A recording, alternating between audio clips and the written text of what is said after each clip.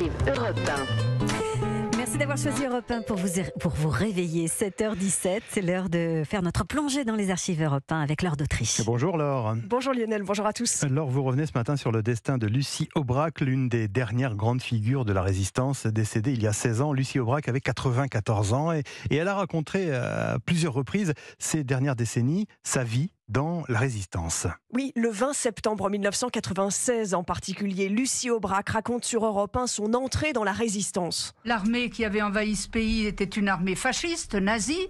On n'aime pas que les gens viennent chez soi sans être invités. Eh bien c'est pareil, on a commencé la résistance, ça a été un premier réflexe instinctif, virer l'intrus, voilà. En octobre 1943, à bord d'une camionnette, Lucie Aubrac, les armes à la main et accompagnée de son groupe de résistance, réussit à faire libérer son mari et 13 autres résistants pendant leur transfert en prison. Son mari, Raymond Aubrac, raconte la scène sur Europe 1 en 1983 au micro de Jean-Pierre Elkabbach. Le conducteur est abattu. Nous avons ensemble sauté du camion. Je me suis précipité vers la première voiture de nos camarades.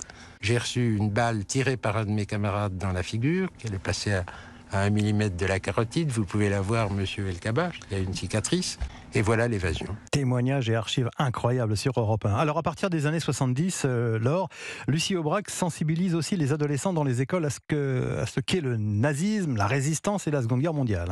Oui, sans relâche, elle raconte. Écoutez ce dialogue entre Lucie Aubrac et cette lycéenne en 1997. Je voudrais savoir si c'était plus difficile pour une femme d'entrer dans la résistance que pour un homme. Les femmes, elles ont une tête comme les hommes. Et les femmes ont été d'abord très très nombreuses dans la résistance. Parce qu'on fait des tracts. Elles tapent à la machine. Va me chercher un homme qui savait taper à la machine avant la guerre de 39. Il n'y en avait pas. Mais le combat continue. En 1998, un jeune historien lyonnais, Gérard Chauvy, accuse dans un livre Lucie Aubrac d'avoir collaboré avec le chef de la Gestapo à Lyon, Klaus Barbie, en s'appuyant sur un document d'archives. À 85 ans, Lucie Aubrac l'attaque en diffamation devant le tribunal de Lyon. Dire que je suis l'agent de liaison de Barbie, c'est inadmissible.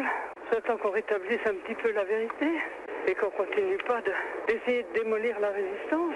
Son avocat la suit, il vient plaider qu'on n'a tout simplement pas le droit d'écrire n'importe quoi au nom de l'histoire. L'historien sera condamné pour diffamation et jusqu'à ces derniers jours, Lucie Aubrac continuera de témoigner dans les collèges et les lycées. Merci Laure d'Autriche. À demain pour une nouvelle plongée dans les archives d'Europe 1.